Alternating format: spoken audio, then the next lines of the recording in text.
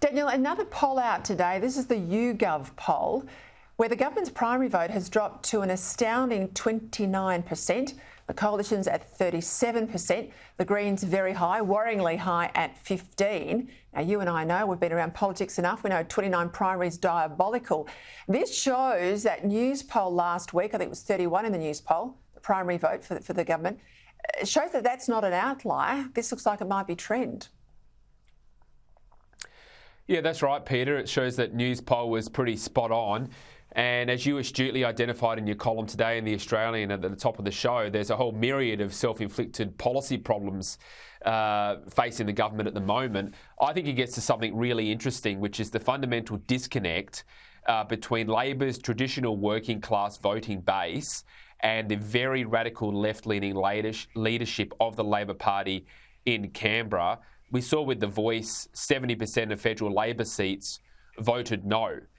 Such a emphatic public refutation of a governing party by its own voters just never happens in politics. And the policy agenda of this government is in the direct opposite to the interests of working class and lower middle income aspirational Australians, whether it's mass migration putting downward pressure on wages, energy policy that's pushing up household bills, or the ongoing cultural agenda, as you talked about, treaty and truth-telling, which is divisive and demeaning to many mainstream Australians. So I think it's going to get a lot worse for Labor over the coming months.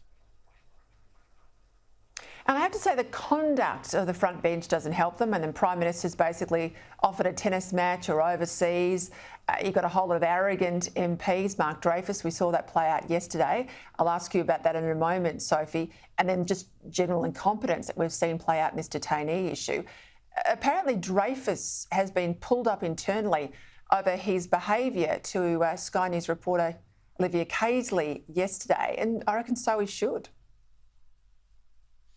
Oh, look, Peter, this is not a good look for Mark Dreyfus. Now, whatever is going on in a politician's life outside of the spotlight or whatever situation behind the scenes, they really need to keep it together when they're in front of the press pack. He did not keep it together. He became the story. Peter, you know what it's like in these roles. You have to keep your composure. You have to keep your calm. He did not do that. And what I found really interesting with this, Peter, is a lot of the media that always call out bad behaviour by the coalition, that they love to attack conservative men, didn't do that about Mark Dreyfus. They were awfully quiet. What about standing up for women?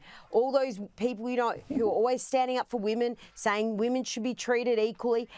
Those feminists that are usually very outspoken were very quiet during this whole fiasco. So I think it hasn't been a good situation for Labor and very hypocritical. The fact that Mr Dreyfus has been pulled aside, so he should have been. His conduct with Olivia Caisley was completely out of line.